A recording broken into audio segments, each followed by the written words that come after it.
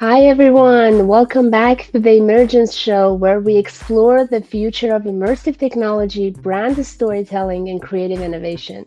Today's guest is someone I have been so excited to bring on. Simone Clow started her career producing VFX for Saturday Night Live and HBO.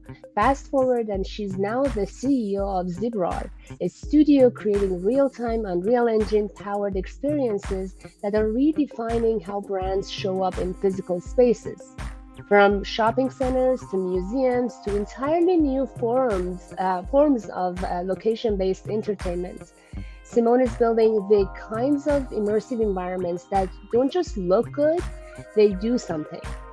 We're going to explore how she made the leap from film grade VFX to live photoreal experiences, how real time pipelines are becoming a new creative medium, and why she believes the real metaverse doesn't need to be called the metaverse at all. This episode is packed with value, so whether you are a brand executive, immersive creator, or just XR curious, stay tuned, ask questions in the chat, tag your friends, and let's dive in. Simone, welcome to the show. How are you doing today? I'm great. Thank you very much, Nico. What a great introduction. Thank you. Of course. Thank you for being here. I'm so excited. I know we've been planning this for a while. And now that you are in a right time zone with us, we can make it happen. So yeah, why don't you tell us a little bit about yourself and your personal and professional journey before you got into starting Zebrar? Yeah, sure. So I was in visual effects. So that's TV commercials, and feature films for 30 years. So I lived in New York, I lived in London. I did projects such as the World Cup Soccer 2022 Qatar winning bid. I've done Gatsby, I've done Mel Gibson's Hacksaw Ridge. I've done, as you said, Saturday Night Live, but the opening title sequence. So, I've done a lot of different things. I've done a lot of commercials, done a lot of brand work. I've done a lot of rebranding of TV stations. So I've done a lot of work in not only visual effects, but in brand work. And really, took me until about 2016 when I was working on Hacksaw Ridge, actually, when I realized that film was becoming less relevant as games were soaring. Films were not only losing money, but they were getting less attendances. So it was becoming a bit of a race to the bottom. I realized I had to pivot, and that's really when I co-founded Zebra. And well, it was called Virtual Immersive actually back in those days, but we co-founded Zebra, and now we're a creative technology company, basically. Thank you so much for that great intro. And I want to say hi to our amazing guests who are tuning in live, Ian, Shadi, and everyone else who's tuning in. Sorry about my voice. I'm not feeling great. So I hope you guys can tolerate my voice like this. But yeah, so you mentioned you basically decided to transition to this real-time interactions. Um, what would you say is the aha moment, or was the aha moment for you to kind of like, decide that you want to make this huge shift? Yeah, so as I said, I decided that I needed to do something else, but I didn't know what it was.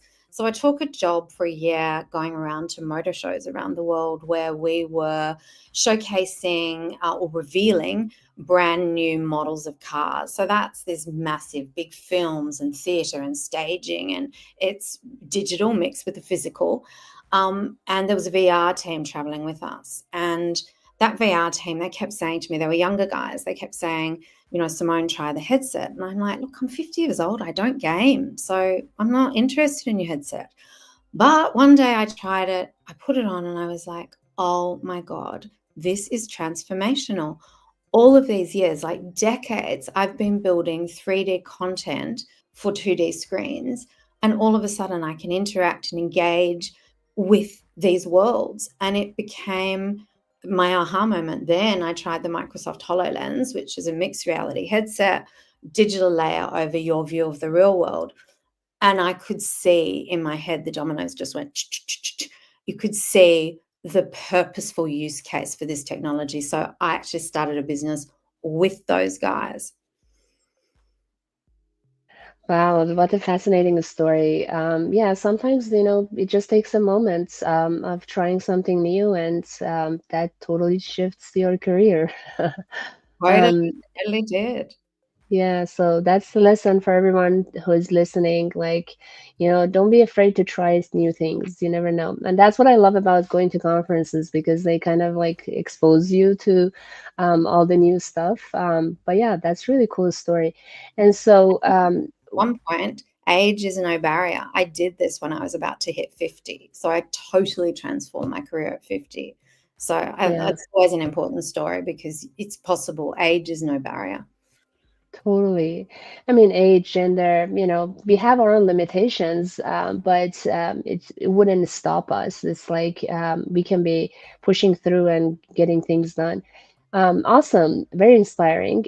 So generally, when people create immersive experiences, they, like a lot of folks that I've interviewed, come from, like agency backgrounds, or they have been developers, and not we didn't really have someone coming from the VFX production side.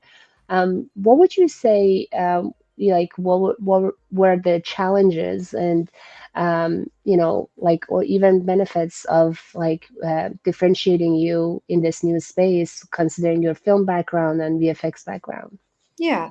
So look, when you work in film, it teaches you to obsess over every detail and every single frame, every single pixel really matters. And you're trained to look for the subtleties, how to guide the viewer's eye without even letting them know that they're being guided. And that level of precision becomes second nature to you. And most people, as you said, entering XR are coming from dev or gaming, and they bring speed and systems and interaction design and all of that. They don't always have the same eye for visual fidelity and the emotional language of a shot per se. And so that's where our background gives us an edge, because I come from visual effects. One of my co-founders comes from visual effects, from the Iron Man film and the Lego films and a whole bunch of other big films. And because we're blending the craft of filmmaking with that software development, gamification, and experience design, it results in the highest visual fidelity for sure. But it also it creates an experience that's intuitive, engaging, that works seamlessly. So we've basically been able to bring all of the parts of that equation, including uh, high visual fidelity. But most importantly, it's not about that. It's about the experience. If the experience isn't well designed, doesn't matter how good the visual fidelity is. Love that. Yeah, this obsession to details always makes a difference. And sometimes we see games or experiences that are not really well thought out, and that is not what you want to create for, especially users that are in this transition period of going from 2D to 3D. So that's a really good point. And I can't wait to show to our audience your beautiful visuals and great work that you've done. But I want to take a moment and thank Ian for tagging all of his community friends. We're so grateful for you every week. And if anyone has any questions, feel free to put it in the chat. And like Ian, go ahead and tag your friends. We would love to have them here with us live. Awesome. So, when you transition from post-production to real-time pipeline, you probably needed to make some shifts, right? Not everything works the same way. We just talked about the benefit of coming from that perspective, but what are some of the key shifts or trade-offs you had to make moving from post-production to real-time? Trade-offs is the exact right word, because there are several. So if you think about it, traditional visual effects is, as I said earlier, it's about creating perfection. And so you've got detailed assets and detailed lighting, and all of that takes a lot of processing power. But because you're processing for video, it's pre-rendered, it doesn't matter. So we have these massive render farms, And one frame could take hours on multiple computers to render. And that's okay because, you've got nothing but time and you've got nothing but machines. So if you imagine 25 or 30 frames per second and one frame is taking, hours and hours and hours, you're talking a long time to get this perfection. When you do real-time rendering, it all has to happen now. So something has to give. So we have to learn how to build assets with low triangle counts and low resolution textures. We have to cleverly instance assets, reuse them, same assets in a scene. We have to minimize shader complexity. We bake down lighting as well on shots that are static. Rather than have interactive lighting, we'll bake out lighting so that we can get the lighting we want, but we bake it into the asset. We use effects very sparingly. When we do use effects, we'll use the we'll use the Niagara system inside at UE5, or we will use one of the offline renders like Houdini and export and pull the export of that into Engine. It's just basically, that's a long way of saying we create hybrid pipelines to get the most bang for our processing buck. You might want to, I'll give some example here of how we might build something in UE5. So if you want to just throw up the Neom JPEG first. Sure. So this is a job we did in Saudi Arabia for Neom, and this is for virtual production where we had to recreate digitally a very large area of some of their geographic treasures here. So maybe now play the video, which would be called 1B, Neom. Sure. Yes. So just let it play out.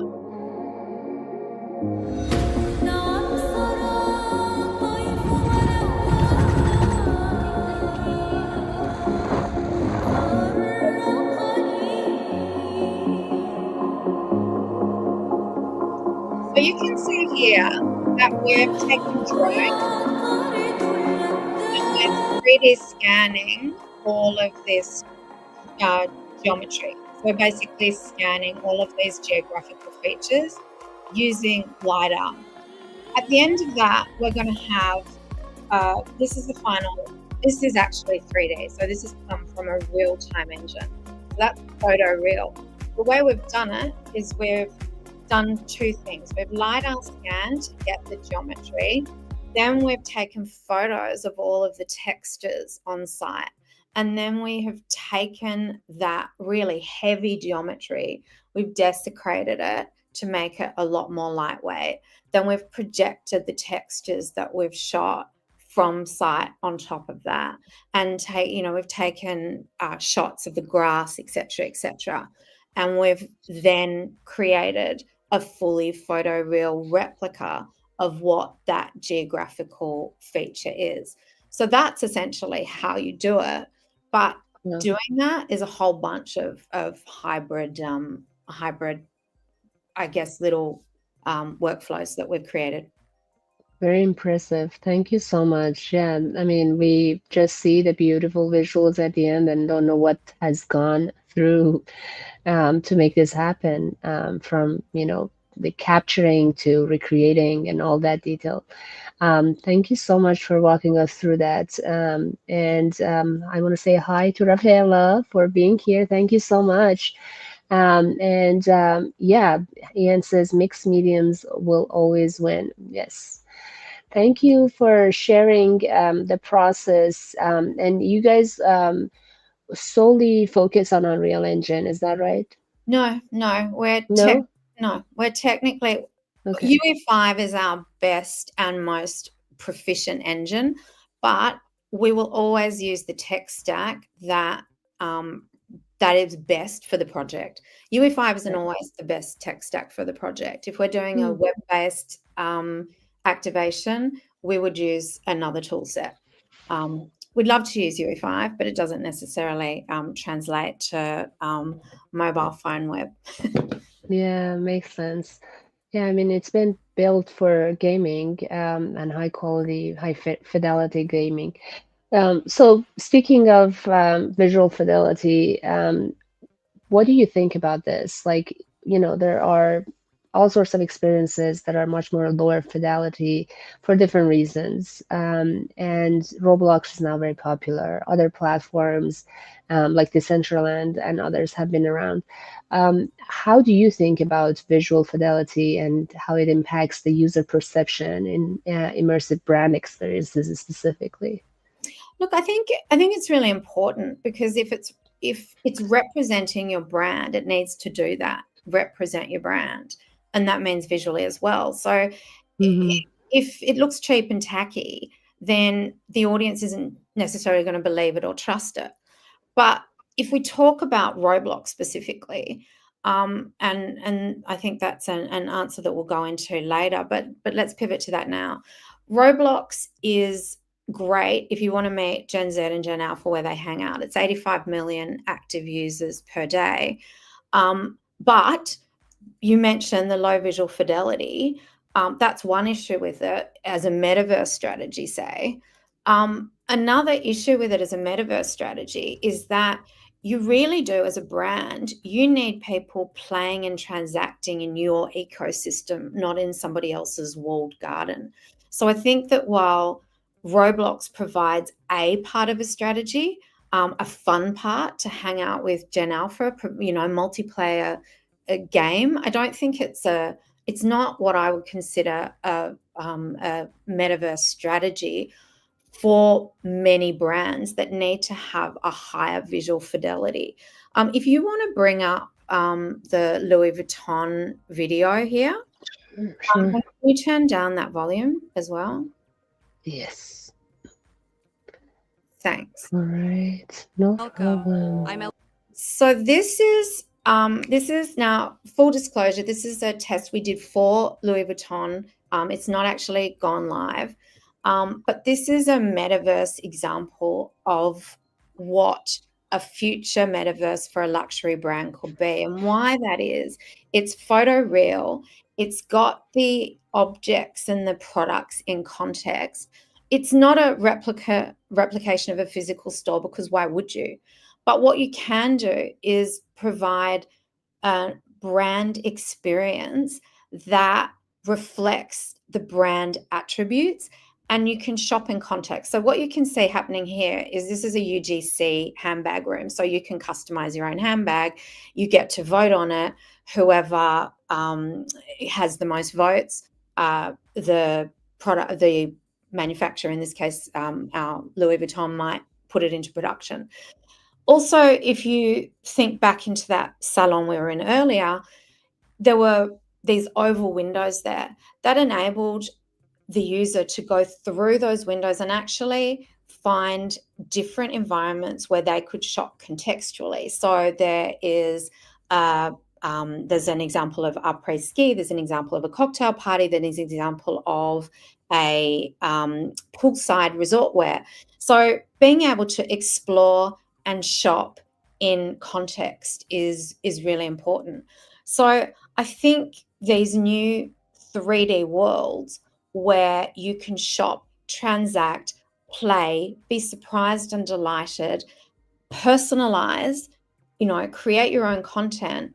And remember, metaverse worlds are persistent. So if I build my own handbag and leave it here, the next person is going to see that. It doesn't reset like a game. So, that's where I sit on the visual fidelity scale.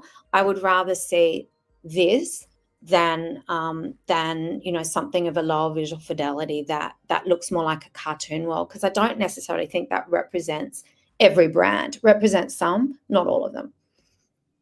Such a good point. Thank you for the explanation. Ope says it's beautiful. I agree 100%. What do you think, Ope, about whether this is a good idea for brands to go with high fidelity, low fidelity? I kind of think I know your answer, but I want to hear.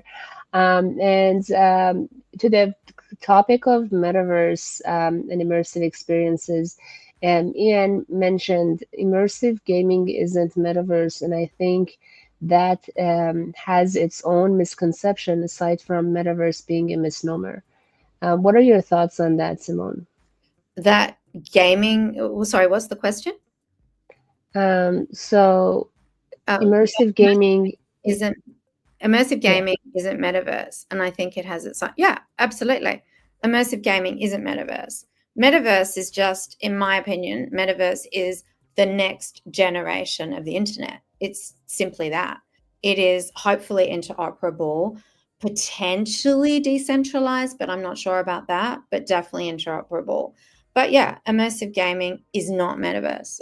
There's no doubt about that. Awesome. Thank you so much. And thank you, Ian, for the great comment. Very cool. Thank you for expanding into what your perceptions, what you believe should the perception of the brand should be, and what works for that. So let's talk about, kind of like the idea of location-based immersive experiences. Um, Tell us what that really means and what makes a great location-based immersive experience. Sure. So basically, as the word or as the sentence explains, it is literally an experience that is had in a physical space, but that can be multiple versions of that. So Mhm. first of all, it's like, why are you inviting someone into a space? That's the most important thing, and that's the question you have to ask. What do you want them to feel? How do you want them to carry that experience with them once they're done? The location isn't a container. It's part of the narrative. It's part of the emotional architecture. It invites you to be present, to move through the space, and often interact with it in ways that are only possible because of the space it's in. So it's also about context. So what works in a museum is not going to work in a shopping center. What works in a heritage listed building isn't going to work in a dark warehouse or, again, a shopping center. So we've got to listen to the venue and why are you placed in that physical center in the first place. So let's look at a retail environment. Our goal often is to move people, first of all, engage, but second, move people around that retail center so that they are seeing. Often, you'll have a 5-level shopping center and people aren't going to the lower ground or the top level. And so to get people moving around, we might create an augmented reality scavenger hunt, and we can get people moving to the areas of the space that we want them to. And we do that by giving them augmented reality content. If you want to bring up to Westfield there, this is an example of a project we did Sure. for Westfield shopping centres for Christmas. And the users would be able to go and find all of Santa's reindeer that had got themselves into all sorts of trouble. When they would follow clues, they would be directed to where they were supposed to go. Once they arrived there, this content would pop up. They would interact with it. In this case, they would open the box to let Rudolph jump out. And then that becomes a collectible. When they get all of the reindeers, they would then have collected all of the content, and that then provides them with an opportunity to either get a voucher or go in the draw for a prize or something like that. So we've achieved our goal. We have moved people around the centre and we have engaged people while we're doing it. In a museum, though, it's very different. We want to lean into exploration. We want to give the audience agency over their experience, creating space for curiosity, exploration, which leads to discovery, which leads to learning. So maybe put up the creatures video. Sure. Before that, I want to comment on this because I think it's really great that you have this example of like how to move people around the physical space of a physical mall, because a lot of times we think of immersive experiences or like this mixed reality is more for like, wowing the customer and just enhancing their experience. We're not necessarily looking at gamification and kind of moving them towards our call to action within a physical space, because more and more physical spaces are becoming less and less relevant.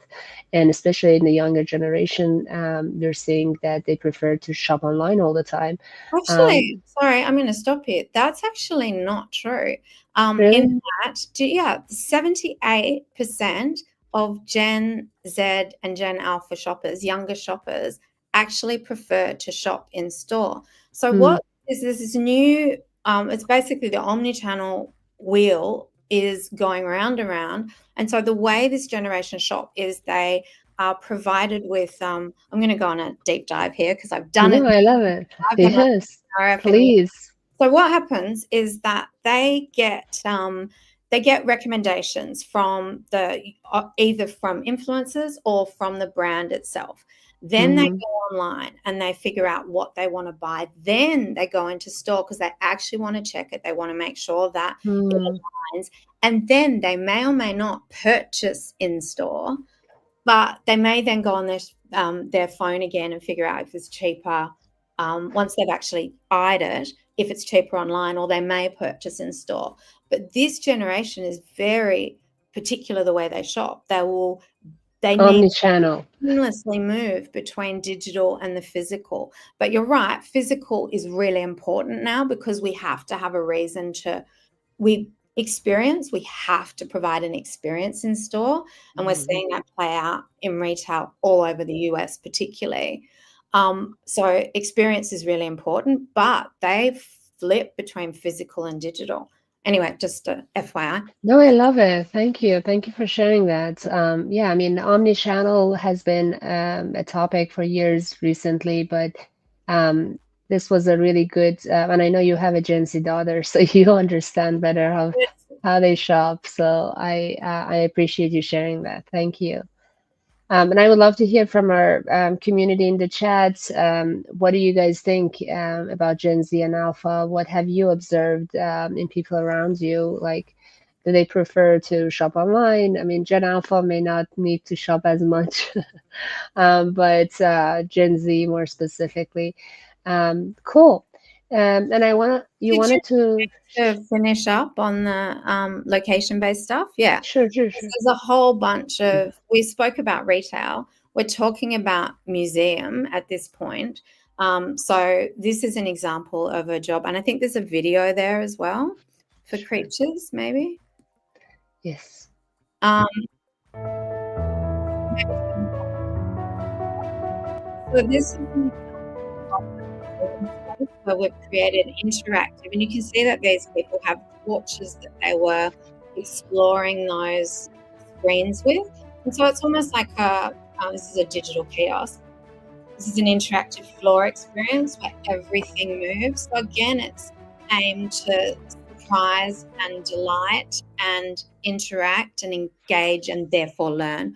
So in terms of the big screens where they had the torches, they were using those to explore. And as they did that, they find new animals, they affect the environment, they provided information about the creatures and their habitats. So it's a way that, as I said earlier, they have agency over their experience and interact, learn. So that's museum space for location-based experiences.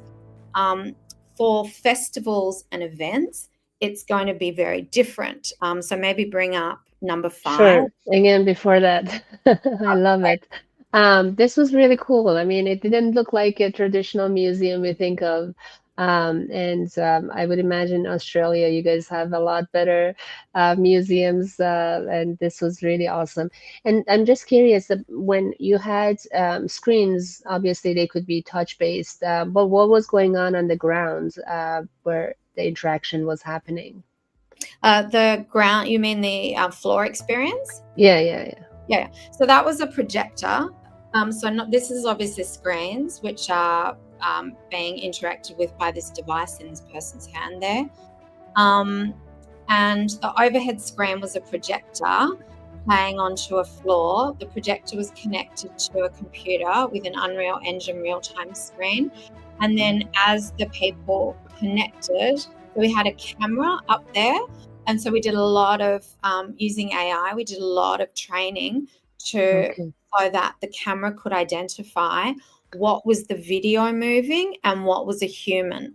And so it had to basically isolate all the humans and understand that when a human touched in a particular part of the floor, it was going to trigger a reaction. So there's a whole world of things happening on this floor. There's turtles, they've laid eggs, you touch the eggs, Wow. they crack and the little turtles run out, touch the water and the whale jumps out. Everything interacts there. Wow. So it was motion tracking, and with sensors and everything. Skeletal tracking. So yes. Skeleton. Okay. Thank you. Thank you for sharing that. Yeah, I was curious. And if anyone has any question about these examples we're sharing, feel free to put them in the chat. Felipe says, so cool. Can't wait until we have things like this in our living room. Yeah, it's coming. Yes, yes, yes. Hopefully very soon. So what was the next one you wanted to share? The next one, so we've spoken about museums, we've spoken about retail. Let's speak about festivals or events. So this is LG Vivid, number 5. So this is for, and you can see this is a bespoke big box that we built for LG to represent their new fridges. And this was at a big event festival that we have in Sydney. And you can see people queuing up to go in here. So when we really need, just objectively or overarchingly, we need vibrant attraction, instant interaction, moments that are bold and surprising. We want to attract people to something big and bold. So that's what we've done here on the outside. So these balls are just, bashing against the glass wall. And then the people would go inside the tunnel and they would be able to A, interact with the fridges, but B, go into a tunnel where they were asked a series of questions. And again, using the similar technology that we used in the interactive floor, we would skeletal track them. They'd be asked questions. They'd jump left or right to answer the questions. And then they'd be given a bespoke itinerary to this particular event and their own bespoke video taken of them. So again, always some sort of, what is the ROI that you want when people come and engage with an activation? What do you want? We want them to engage. We want them to understand. We want to provide a value outcome. In this case, it's a bespoke itinerary and a little personalized video. Love it. Thank you so much. Yeah, I mean, sorry, go on. yes. What did you say? One more thing to talk about in terms Sure. of location-based experiences, and that's when we do cinematic VR location-based experiences, because that changes the location again. Then it becomes nothing to do with what the aesthetics of the space are, because you're literally just looking for a container to move the flow of people through. Because when you're doing a VR-based experience, you're fully immersed in a 3D world. So you're not actually seeing the environment, but you have to think about the logistics, and the choreography and the group flow. So we're working on an LBE at the moment, which is for a 45-minute experience. It's 16 zones, 8 guests per zone. So you think onboarding, 8 guests per zone, moving through 16 zones, back to back to back. So at any moment, you've got 128 guests going through that experience. So what you've got to be thinking about is group flow and a system that manages that traffic. So, that's just another example of something to think about in a location-based experience. But mostly across all of them, it's really all about connection. Wow, that's amazing. Yeah, I didn't know there's many exciting use cases. And Chris is commenting, this would be tremendously helpful for people with mental health needs. Yeah, I mean, location-based and just like, sensory activities are good for, I think, kids and, others with special needs. And really good point. Thank you for sharing that, Chris. And we have new audiences joining us. Hi, Jean, Casey, and thank you, Ian, Chris, Shadi, and Felipe for all of your great questions and comments. Shadi mentioned As a Gen Z shopper, I love how TikTok and apps make buying online so easy. So that makes me think about, all these brand experiences that you mentioned, Simone. Do you guys ever kind of complement them with some sort of shopping, or that is totally handled by sending the audience to the brand's website? I think there is some sort of, we do offer in purchase when it's required. Most of the Mhm. activations we do are one part of a big, and should be one part of a bigger strategy. So usually we will end up sending them to the ecosystem of the brand to purchase, but not Right. all. Awesome. Thank you for responding. Awesome. So when we, as a brand or consulting a brand, when we think about, kind of bringing these tech elements and wow the audience with something they were not expecting, and then we want to also come out as authentic for telling the story of the brands and, seem familiar with other brand elements. We talked about how visual quality is important, but do you have any other tips about like how to balance, bringing this high-end tech and staying authentic to brand, you know, values and storytelling? Yeah, look, user experience and story should always be driving the experience. Technology should really just be the invisible engine behind it.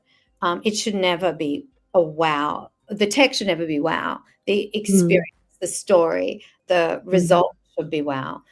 So, as I said earlier today, we're tech agnostic, and we'll always design the tech to fit whatever the experience is. We'll never design an experience around the tech, and nobody should, because that really is the first road to failure. Um, we lead. We always need to lead with what we want the audience to walk away with.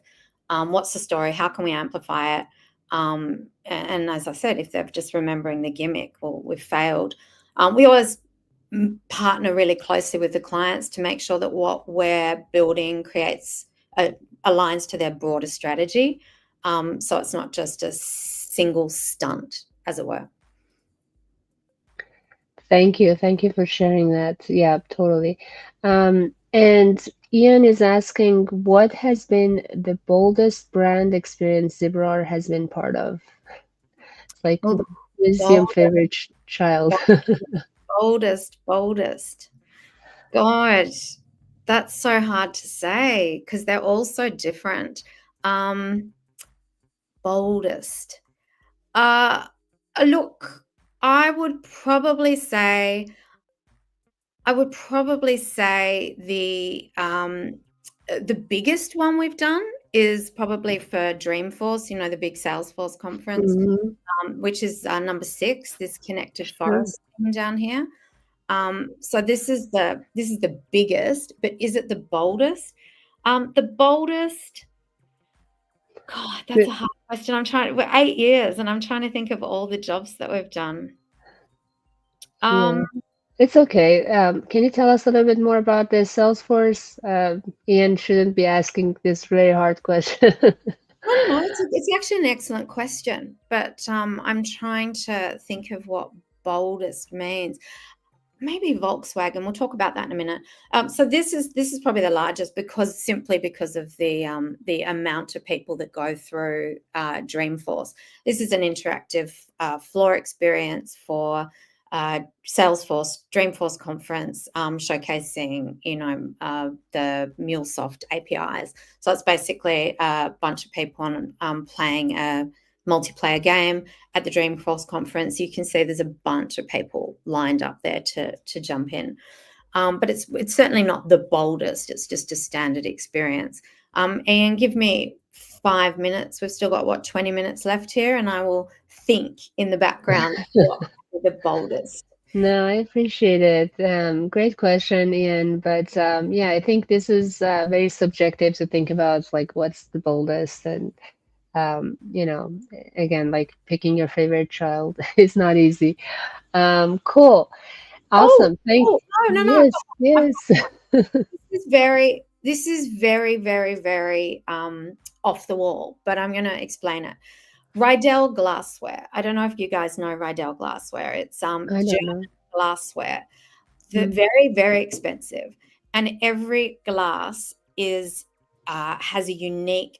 Every glass type has a unique uh, glass that it's made out of, but they all look visually similar. So mm, it's hard when you've broken one, you take it into the people in the shop. They don't know um, which which glass it is just by looking at it. So we created a sound print. We understood that each glass had a unique sound print. So we developed an app that enabled people to use a plastic pen to ping on the side of a glass 3 times, and that would accurately identify which particular glass it was. So I oh. thought that was a really good, purposeful use case of technology. I'm not sure that that answers your question, Ian, but I'm going with that. Thank you so much. Awesome. So let's talk about some of the common mistakes that you've seen brands are making. You know, obviously, you talked about a few, but is there anything else you want to add in terms of like when brands are thinking of stepping into the XR or metaverse? You know, what are some of the things they should avoid? Yeah, look, I think the very first thing is just building with XR or AR or anything else because they think that it's cool. It's not cool unless there's a purpose to it. And, I have lost count of the amount of people that have rung me because we became the AR global experts, have rung and said, we want to do an AR experience. I'm like, okay, why? Because it's cool. Well, it's not unless it actually has a return on investment, unless you actually know what it is that you want to do. So you always have to make sure there's purpose, understand what you want from the outcome. Is it engagement? Is it social shares? Is it sales? Is it instruction, learning based? What is the purpose first? Second, how do we build that story? Third, then we'll develop the tech for it. Because if you do it in reverse, it's always going to fail. And Mm, in terms of metaverse, I think I've explained that earlier. Yeah. yeah, yeah. Awesome, awesome. And Casey had a great answer to Ian's question. The next boldest will be our future execution with sneakers. I can't wait to see all the different sneaker activations across various platforms, and especially now with Zebra. Exciting, and we look forward to it. Awesome. So let's talk about um, the business value part. You know, a lot of times brands have been, you know, using XR or immersive experiences or metaverse to just follow the trends, create PR, and say you're relevant. But what do you think about like creating that real business value? And what do they really mean? What do we really mean by that? Is it really that conversion that we're talking about by real business value, or that KPI is defined differently for every brand? I think that KPI is defined differently for not only every brand, but there's different purposes. Do you want Hmm. engagement? Is that the purpose? Because that's going to be a very different outcome than if you want increase in sales. So I'll give you an example of one that we've done that really moved the needle. I don't know if you guys know how locked down we were in Australia in COVID, but we couldn't go anywhere, which meant all the car dealerships were also completely closed, no possibility to sell cars. So we created an augmented reality experience for Volkswagen with their new range that they could actually, oh, you brought that up all by yourself. Thank you, Nico. Where they could use their phone to show them a photoreal sized, photoreal accurate size photoreal version of each of the 3 vehicles that we were showcasing. And they could use a configurator to change the color. They could go inside to have a look what it looked like in the interiors. They could reconfigure the interiors. They could reconfigure the accessories. And then they could do everything except actually drive the thing. They could see if it fit into their garage. And so what that ended up doing was generating surge in website traffic and generating more than $28 million just in Australia, US dollars in Australia, which would have been impossible during that lockdown period. So that showed real results. And that's an example of using technology in a particular circumstance to actually generate sales. Awesome, awesome. Yeah, value is really subjective again. Like it could be awareness, it could be storytelling, and in this case, the business value has been the conversion and sales. Awesome. Thank you so much for that. And yeah, I mean, I think you guys took pandemic a lot more seriously than here. Awesome. Thank you for this example as well. And Ryan mentioned this is the most important point in the discovery process, the why. Yeah. Totally. A lot of times. 100%. 100%. Yes. Awesome. Awesome. Cool. So let's talk about future. Not that we didn't really talk about future, but let's talk more about like what do you think is coming up next that you're excited about? What role do you think AI and smart wearables are playing in the future of these branded experiences? It will be game changing. There is absolutely no doubt that AI and wearables will it's going to transform everything, not just brand experiences, but brand experience as well as everything else. So if we think about spatial computing, I mean, it is 100% the future. So I'm sure that your audience are familiar with spatial computing, but let's just pretend that they're not. And we know that it's a 3D centric form of computing that combines AI, computer vision, and XR. So what does that mean? Technology that interacts with and understands the physical world like we do. It lets digital content exist around us in real space rather than just on a screen. And accessed by smart glasses that's going to look a lot like this in the future, not like the big goggles. I mean, I do use my Apple Vision Pro often, but, you know, it's a bit cumbersome. It's not as intuitive as what it will be, but the hardware race is on. And I expect that mass adoption is going to happen, around 2030, who knows? But the hardware race is definitely on. It's going to be the primary way we engage with digital content, seamlessly merging the physical and the digital. And it's going to enable story doing. So interactive storytelling where users are participants in the story. And remember, Gen Z and Gen Alpha have grown up playing games. They're the iPad generation. They expect to be able to interact with content around them. And this technology facilitates that. So brands aren't able to just tell stories in the future. They're going to need to invite customers in to participate. And it gets really exciting.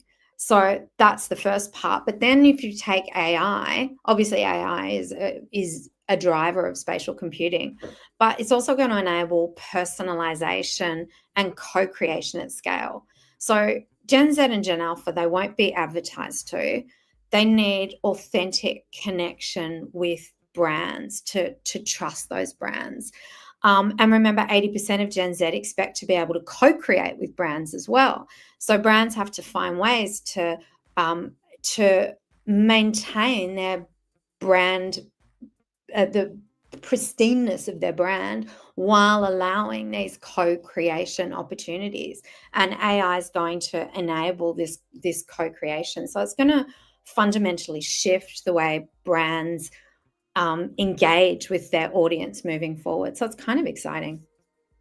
Awesome, awesome. Yes, AI is actually helping us to scale all of this. We've been doing personalization for a long time, but it's been very manual, and that's what luxury brands are so proud of, to provide that very bespoke experience for every customer. But now we can actually scale this.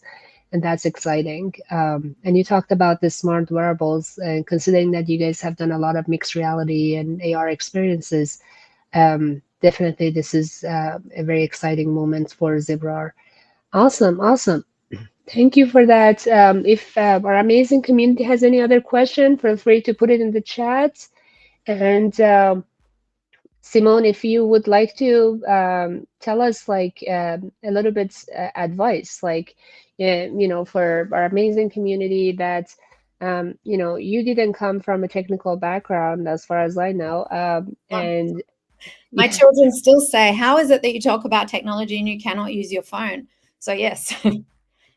I'm sure you know how to use your phone, but you're being humble.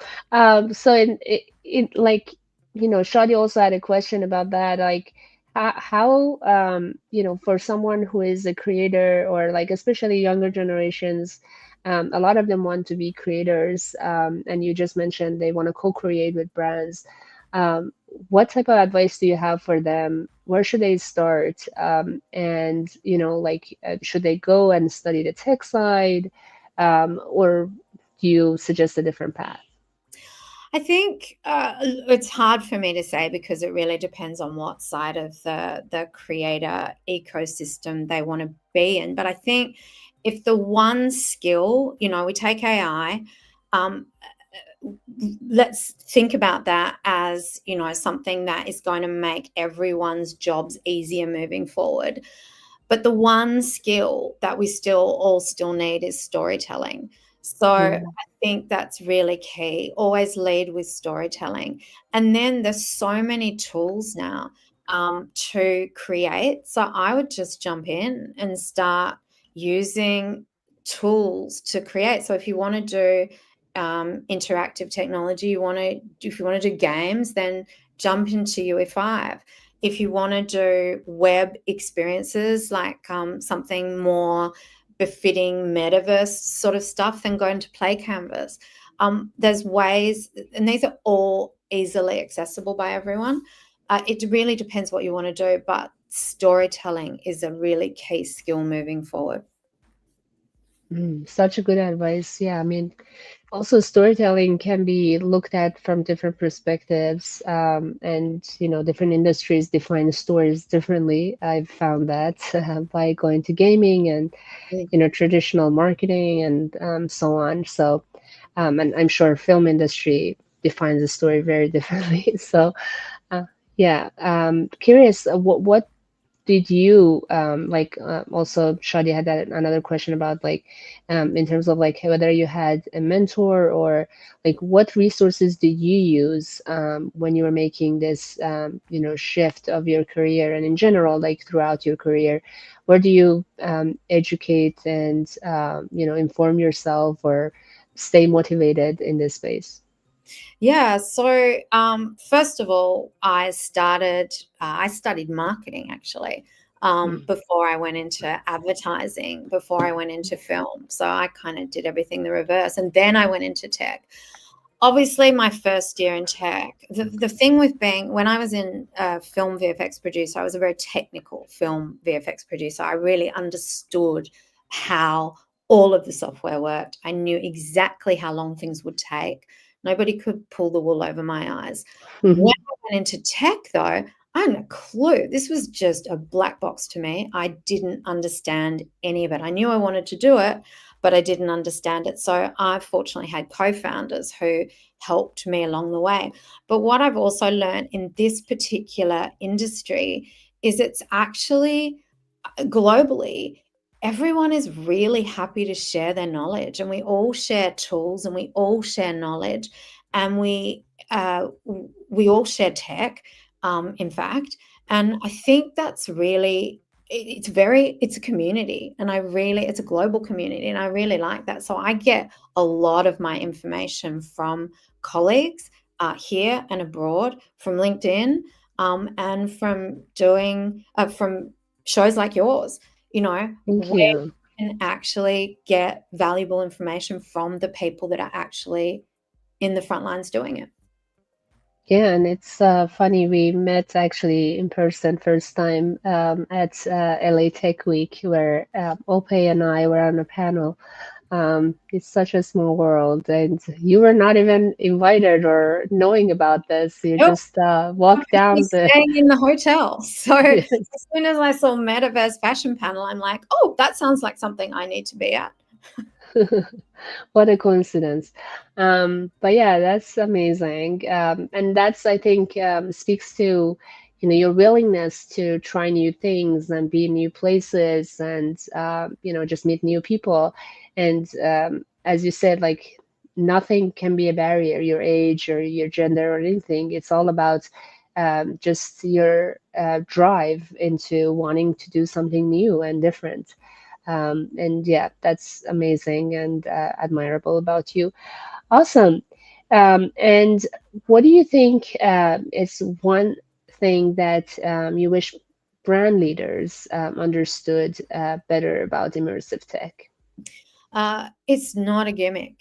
It's a powerful storytelling, story doing Mm-hmm. tool that engages audiences.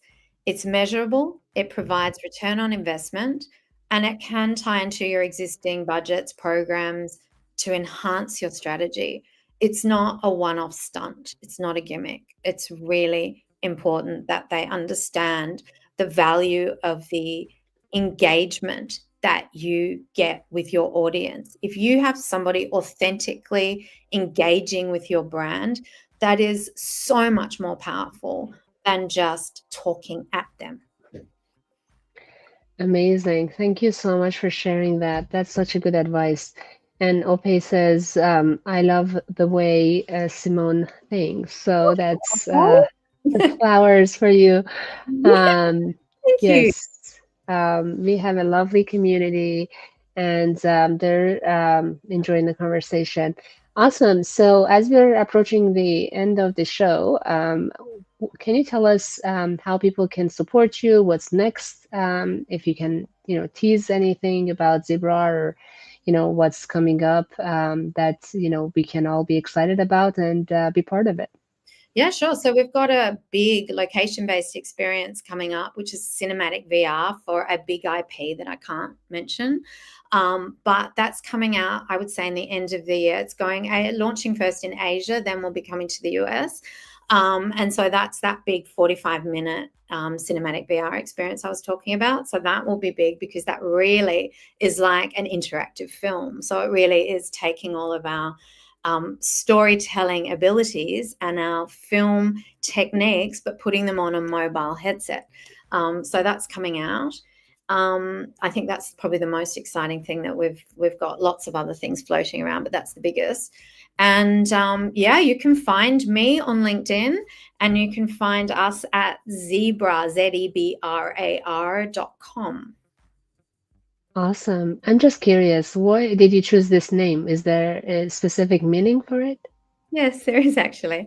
So, what is a collection of zebras is actually called a dazzle. And so that's Ah, such a great dazzle. We want to dazzle the audience. So, zebra, and it gave us the opportunity to put the R as in augmented reality on the end of the word zebra. ah, So, yeah. love it. Very thoughtful. Amazing. Thank you for sharing. Very exciting. And Ope is sending you more flowers. Let me know when you're hiring. Yes, and this is amazing. And Felipe says, so critical to communicate value. Don't always assume. And thank you, Simone. Awesome. Thank you to all of our amazing community for always being here and communicating and sharing their love and support and questions. Felipe, Ope, Casey, Ian, Ryan, Shadi, Jean, Chris, everyone who I can't even name, but you're here or you're watching the recording. We're so grateful for you. And that's why I'm doing this every week. And whether I'm healthy or not, I'll make it happen.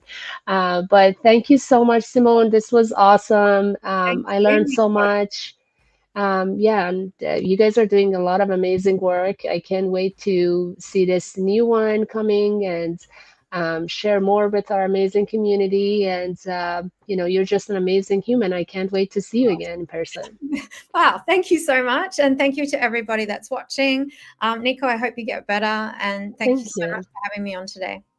Awesome. Thank you. And thanks for all of you to have been here. Have a beautiful rest of your day. We'll be back next week with another great guest, Matt Daly, another great friend that Casey recommended. So tune back in next Tuesday at 12 p.m. EST. Thank you, everyone. Have a lovely day. Take care. Bye.